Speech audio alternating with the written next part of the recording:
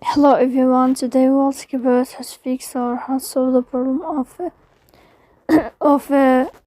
jump button on the application of Disney Plus. We click on settings.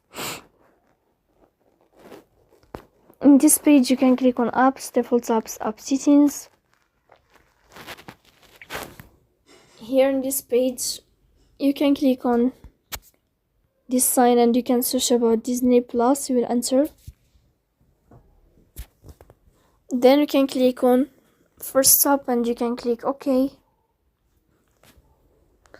After that you'll enter to the window of storage. Here you can click clear cache. So please don't forget to support us by like and subscribe. See you next time in another video, and thank you for your attention.